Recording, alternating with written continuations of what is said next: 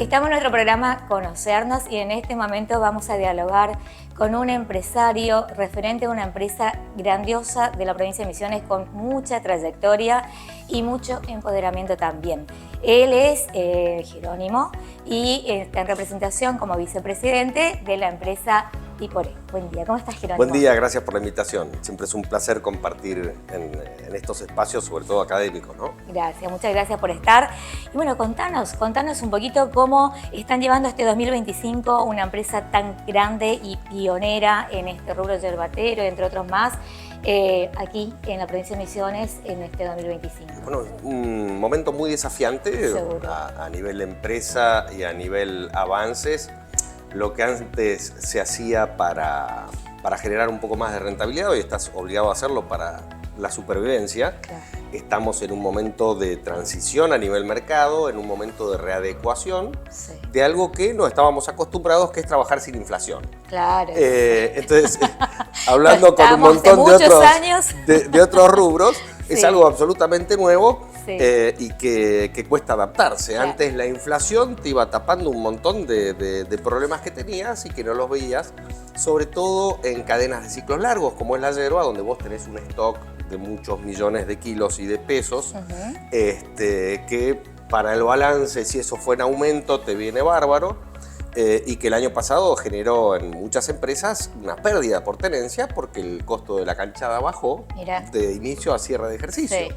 Entonces, son nuevas reglas, son momentos muy complejos que obligan tranqueras adentro, digamos, de la empresa a empezar a pulir absolutamente todos los costos, ¿no? Qué increíble, ¿no? Qué increíble también esto que contás y que estás de alguna manera poniendo en valor, esto de trabajar sin prácticamente inflación, porque si bien hay todavía un poco, digamos, comparado a lo que había antes, bueno, pero es mínima comparado a lo que veníamos haciendo. Y la verdad que eso va tapando otras dificultades que pueden existir, porque estás viviendo más en la urgencia, en la vorágine. Exacto, y ¿no? Además con las limitaciones que tenía el mercado. A ver, también. Uno viene de unos 5 años atrás con precios cuidados en góndola, con lo cual uno tenía un techo de precios y tenías que tener cuidado con eso, y también con el dólar trucho de exportación, con lo cual no te rendía nada, los insumos seguían aumentando y tu precio, que además ni siquiera podías especular, tu dólar pisaba en Argentina y se transformaba automáticamente en pesos,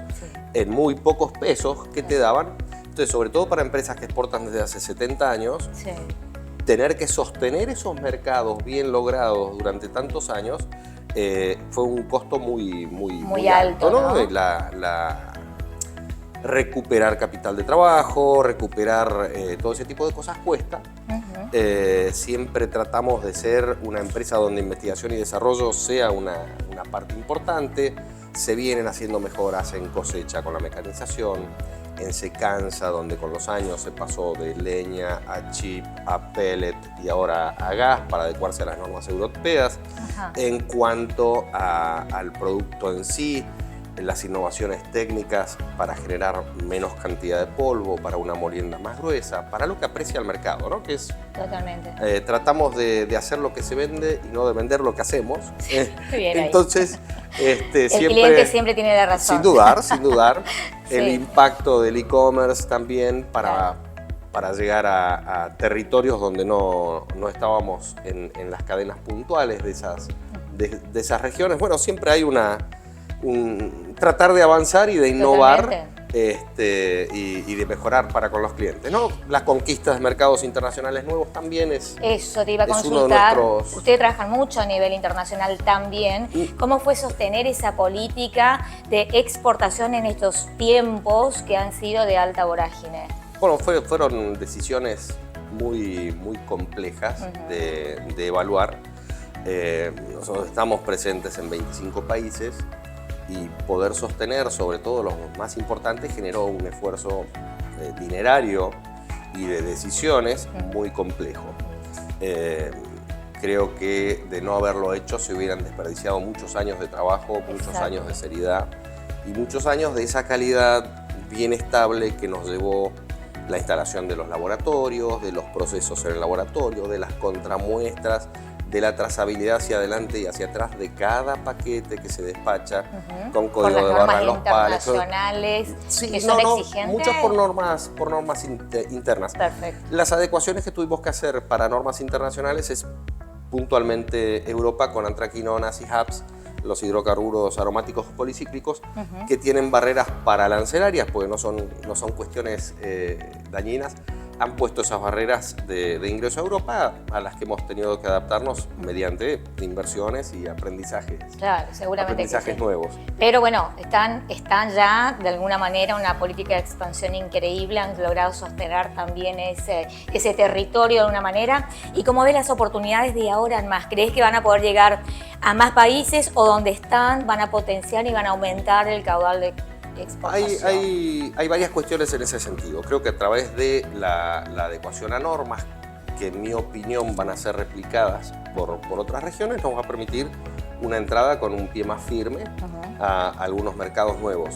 Y por otro lado, estás sujeto a algunas, por llamarlo así, migraciones o éxodos, como es el caso de Siria, claro, donde hace 70 años que estamos, donde hemos liderado siempre, que se han desperdigado por un montón de lugares y han llevado nuestra costumbre matera y nuestra marca a muchos rincones donde antes no estábamos. Qué insólito eso, ¿no? Increíble. Es fascinante también Totalmente. el impacto que tienen algunos estudios que ha hecho el INIM con Yerba Mate y Salud. Sí. Y que te encontrás en ferias internacionales con gente que viene a averiguar. Me pasaron cosas muy interesantes en ese sentido, ¿no? Sí. Una señora de Uzbekistán o Tayikistán que había su médico, como estaba premenopáusica, por la cuestión de la osteoporosis, le recomendó el consumo de yerba mate y ella y sus amigas consumían mate, nos vino a contar y a tomar mate con nosotros en una feria, ¿no? Qué bien. Otro, un español que apareció y me dijo, mi médico me acaba de decir esto en Nueva York, me acaba de decir que reemplace el café por el mate, contame qué es esto y todo.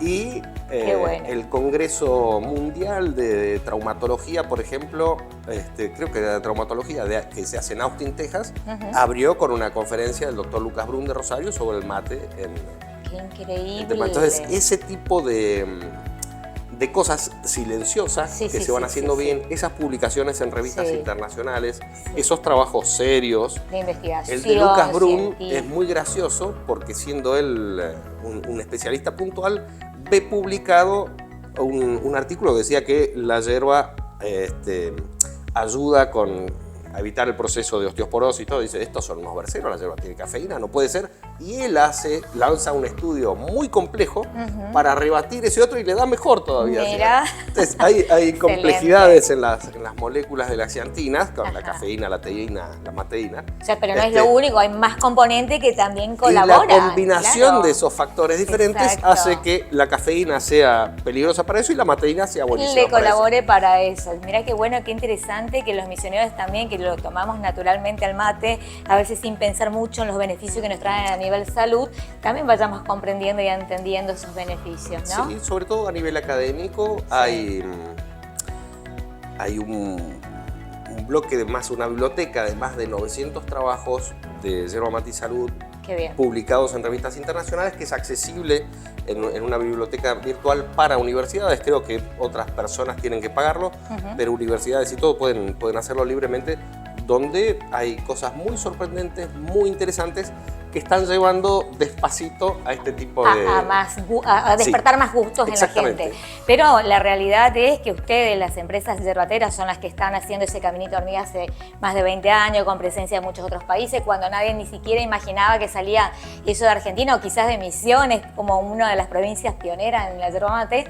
Ustedes se lanzaron al mundo y han logrado convertir cultura, como estás hablando, la de Siria. En realidad son ustedes los que van haciendo ese caminito de hormiga. Después todo lo otro va despertando esas curiosidades en más gente que va haciendo investigaciones, va despertando otro tipo también de interés, como también supongo que en ese contexto y hace algunos años ayuda a que algunas figuras del mundo del deporte como Messi, estén en su día a día con el mate y también despierta esa curiosidad en más personas, ¿no? Es que el que adopta el mate no lo abandona y es bastante contagioso en ese sentido el tema del rito. Ni hablar con el tema de salud. Griezmann, hablando de extranjeros también, ¿no? Suárez, Messi, gente que despierta ahora con la Pinto. También.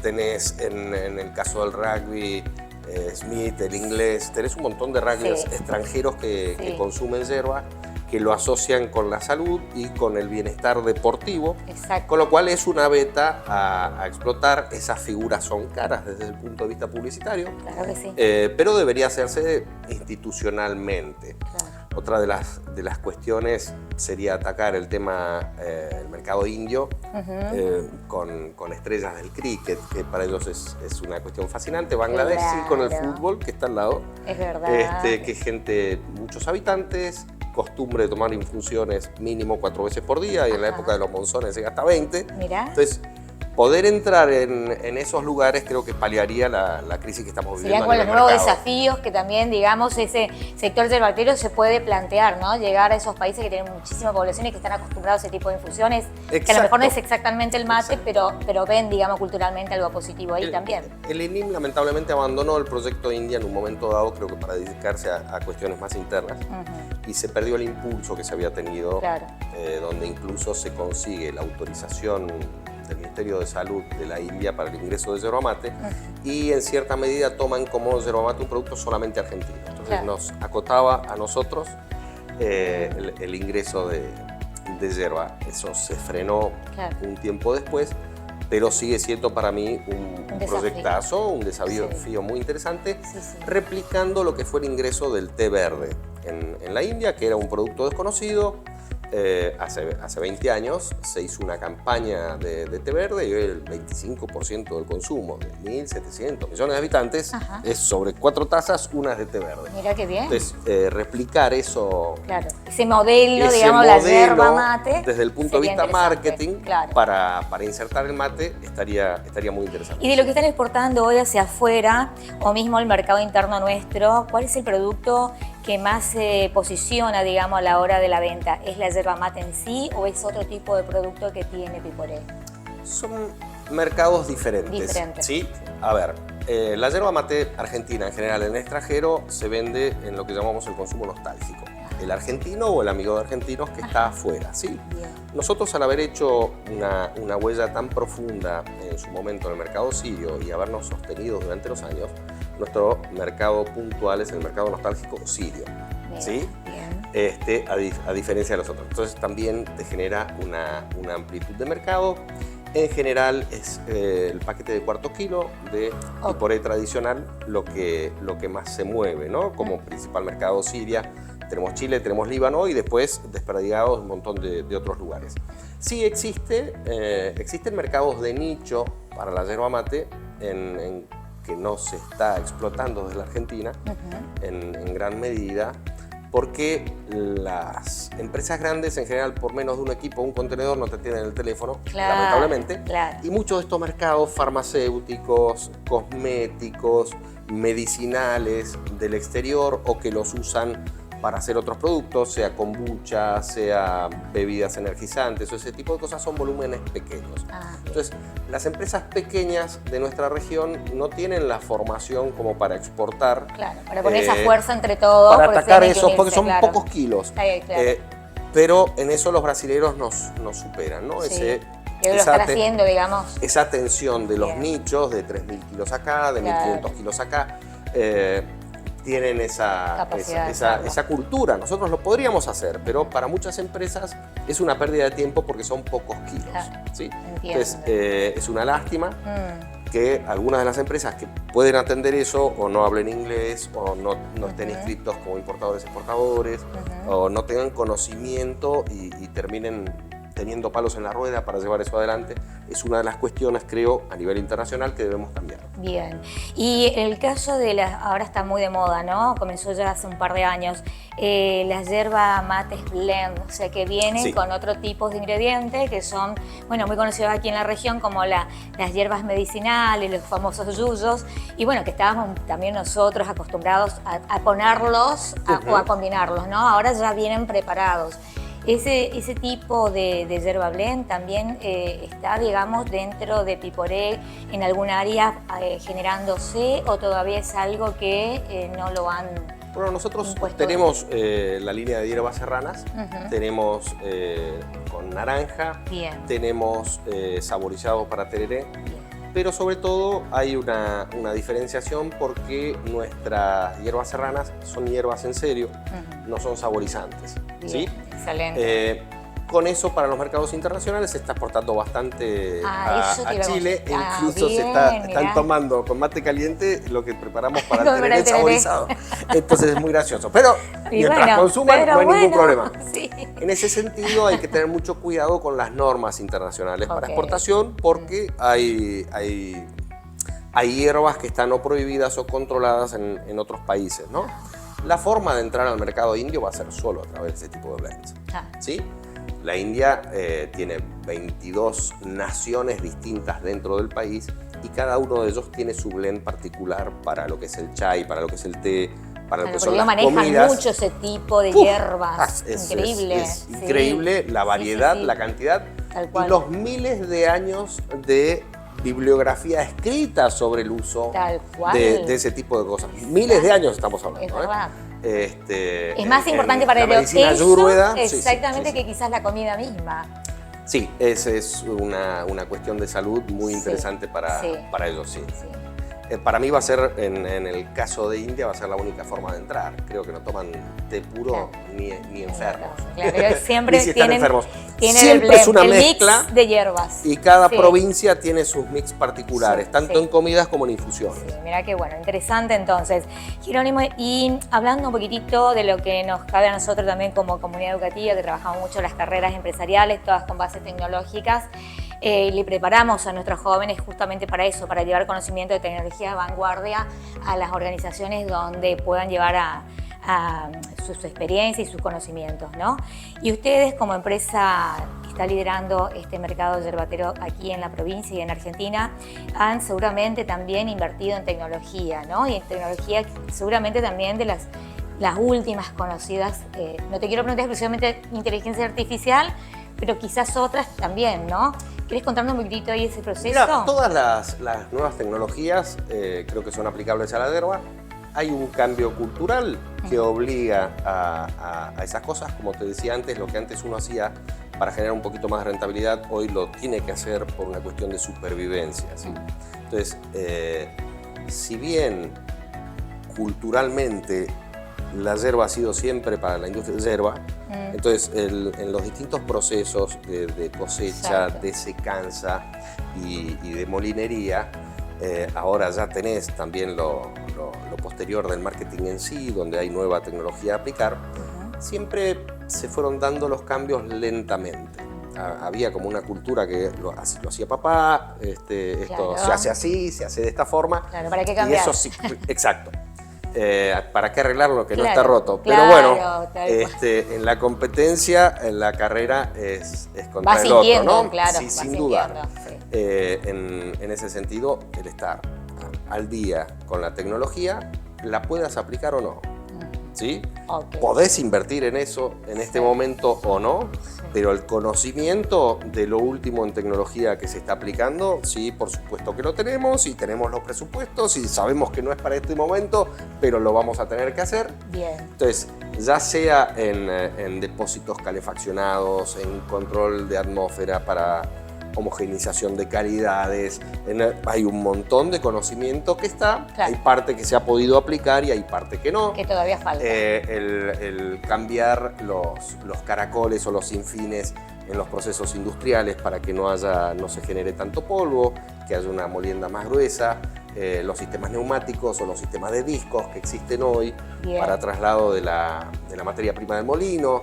Hay un montón de cuestiones que se pueden aplicar, que estamos en conocimiento, que tenemos los radares puestos, digamos, para hacerlo, para ver cómo se hace, pero en este momento no podés darte el lujo de invertir en eso. Claro. Pero sí, es muy interesante cómo se van dando las cosas. Y todos esos equipamientos que hoy se pueden incorporar a estas megas empresas que se abocan justamente a la producción yerbatera, no solamente se gana porque se automatiza y se hace más veloz seguramente los procesos, sino también genera calidad en la producción. El público está muy sensible a la generación de polvo. ¿Sí? Exacto. La yerba, por ejemplo, es un producto natural, seco. La fricción dentro del paquete para ponerlo en la góndola, sacarlo, llevarlo a casa, ese raspar de las hojas te va generando polvo. Claro. Si vos no trataste de reducir al mínimo durante toda el manejo de ese producto, después de la secanza, es decir, los depósitos, la carga en los hilos, el movimiento a través de los caracoles. Que le va todo el tiempo movimiento. Con el menor polvo posible, y vas a tener un cliente poco satisfecho.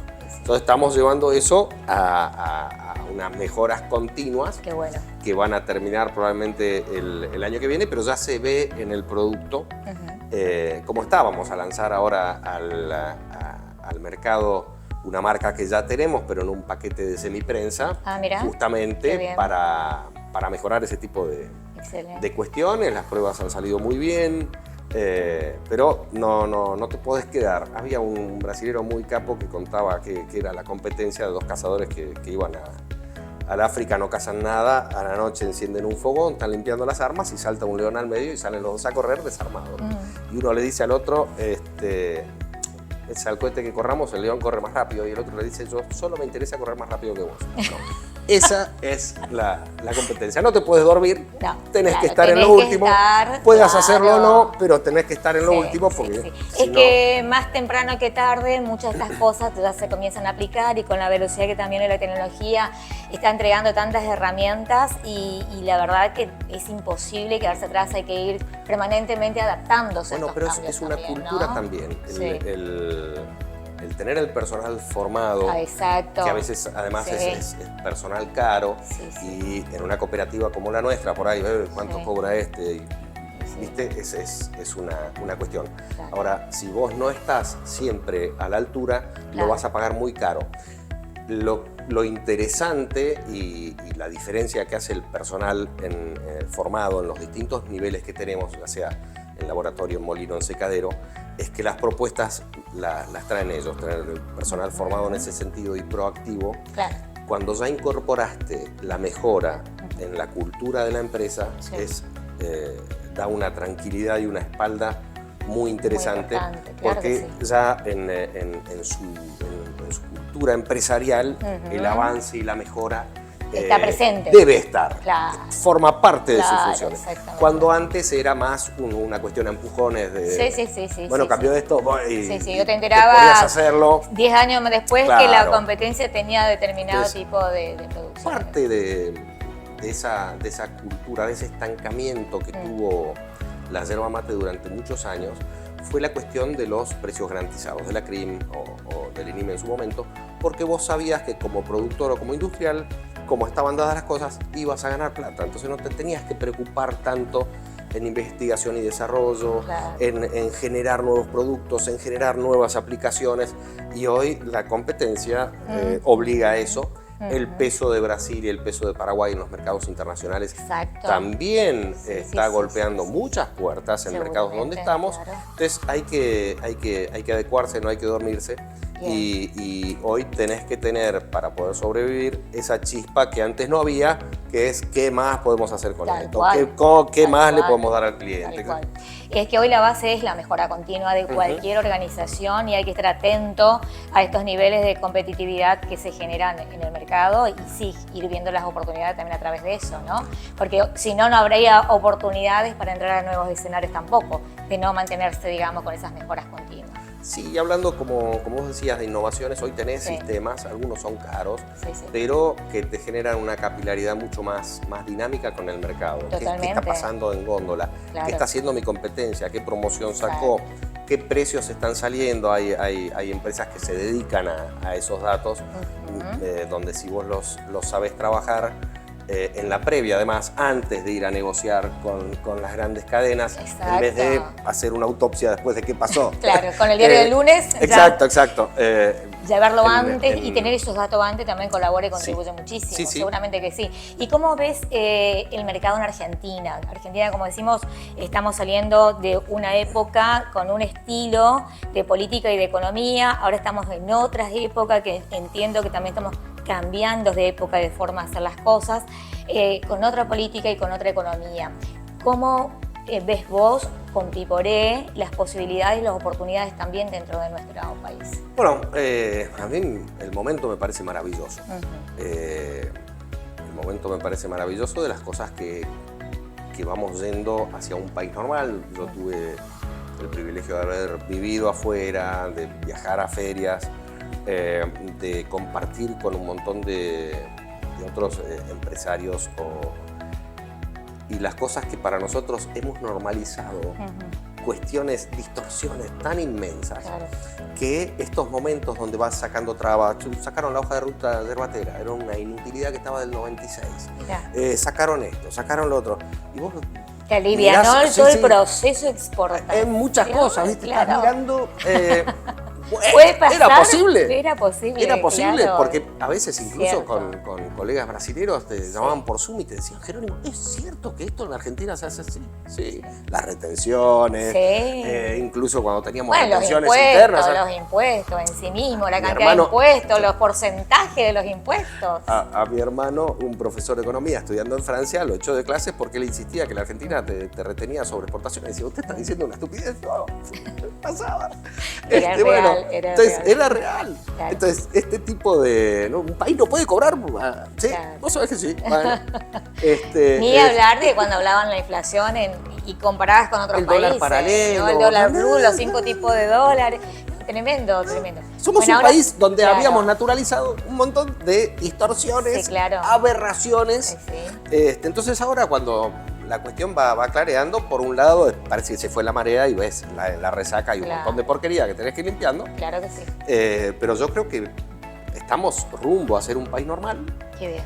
Estamos rumbo a que puedas proyectar con mediana seriedad y en plazos razonables inversiones más grandes o el ataque a nuevos mercados o estrategias conjuntas como sector. Exactamente. Donde... De hecho, acá nomás, como decís vos, Paraguay, Brasil, generar políticas estratégicas de llegar a nuevos mercados, mercados grandes. Claro, porque pueden unirse porque las reglas van a ser muy parecidas. El ataque al mercado indio iba a ser en conjunto los 3 países. Ah, mirá, ves. Claro, qué bueno. En su momento los brasileños nos dicen... Ustedes no nos joroban Uruguay, nosotros no les jorobamos Siria. Bueno, digamos, ¿cómo le vamos a decir a nuestras empresas que no ataquen un mercado? Claro. Digo, no tenemos esa potestad. Claro. Bueno, entonces, ¿qué hacemos? Bueno, vamos todos juntos a algún lugar donde... Y eso, bueno, son políticas que se pincharon inexplicablemente después. Bueno, capaz ahora es un momento que se pueden retomar y una armonía entre las reglas de juego de los 3 países. Sí, porque Brasil se había bajado, ese fue un momento donde Dilma hizo una devaluación bastante feroz. Y las empresas brasileñas eran empresas chicas, entonces eso los había golpeado, se venía un viaje complicado y terminamos yendo solo los argentinos, ¿no? Pero sí, la estrategia había sido planteada en forma conjunta. 3 países. Sí, se pueden hacer cosas, creo que el mundo está esperando... Que Argentina pegue ese salto también, falta todavía cosas. La yerba mate como un superalimento, como una cuestión. Si vos te fijás, la campaña internacional que hicieron los ecuatorianos con la Ilex guayusa, que es una prima de la yerba, y cuánto venden hoy en Estados Unidos. Mira. Cómo se está desarrollando en el sur de Estados Unidos la Ilex vomitoria y la Cassini. Que son nativas, primas de la yerba, nativas de otros lugares de América, que están encontrando mercados. También para hacer algo parecido con la yerba mate. Claro, como infusiones, no con mate y bombilla como... No como esa característica. Como insistimos por ahí nosotros. Sino infusiones en taza. Exactamente, con blends, como vos comentabas. Mirá vos. Entonces, creo que se empiezan a dar particularidades y estabilidades de situación económica donde podés proyectar y todo. Ahora te mirás al espejo a veces y estás desnudo, digamos, tenés que empezar a vestirte, porque esta situación hace 20 años que no la teníamos y creo que hace 20 años no la habíamos aprovechado. Y ahora que se empieza a normalizar el país en algunas cuestiones, creo que es una oportunidad para crecer y como país para empezar a formar, ustedes que forman gente, para empezar a formarlos en la normalidad, en cómo se mueve el resto del mundo. Tal cual. Porque fíjate que cualquier movimiento grave que había en el planeta, todos los gerentes financieros de las grandes empresas del mundo eran argentinos. Porque acá estamos acostumbrados a la subida y bajada constante. Te cambiaban las chancletas en el aire, tenías que aterrizar en las alpargatas y los tipos eran magos. Totalmente. Entonces, ahora que el país empieza a estabilizar, ahí parece que es maravilloso como viene la cosa, y los deberes para adentro sí, inevitables de empezar a ver bien los costos, bajar los costos, por una cuestión de supervivencia. Totalmente, excelente, me encanta la visión entonces. Y ya para ir cerrando, contame, porque nunca pregunté esto de las veces que hemos hablado con Piporé, ¿a qué representa la palabra Piporé? ¿Por qué se llama Piporé la yerba? Pu es pie en guaraní, po es mano, y la terminación re es una región o un sector, ¿sí? Ahí tenés el arroyo Santo Pipo que desemboca en el Paraná, y se hablaba en los años a principios de siglo de una enorme piedra al borde del río que tenía tallada un pie y una mano. Mira. Que según interpretaciones del ex director francés del Museo de la Plata, algunos vikingos podrían haber pasado por aquí porque ellos ponían el pie cuando pasaban y la mano si el camino era bueno, etcétera, en otro lugar del mundo. Pero bueno, la cuestión es que en los años 30 vuelan esa piedra para buscar el entierro que había atrás, que no existía. Pero esa región, el Santo Po, viene de ese pie-mano que había en el borde del río. Bien. Y Piporé se remite a la zona de Pipo. La terminación re en guaraní, Teyucua, re, la zona de la Cueva del Lagarto, Piporé es la zona de Pipo. Pero qué lindo, bueno, linda historia porque la verdad estoy descubriendo yo porque no la conocía, así que es fantástico. Jerónimo, hermoso, la verdad fue muy lindo escucharte, escuchar también la visión que hay de una empresa misionera que es líder en este mercado de la yerba, que también se extiende a niveles mundiales, llegando a tantos países, representando a nuestra provincia también en tantos países, ¿no? Y la verdad que orgullosos de que sean aquí, de nuestra tierra colorada. Muchas gracias por compartir esa experiencia y la visión del futuro también. Gracias. Un placer estar acá, muy amable. Gracias.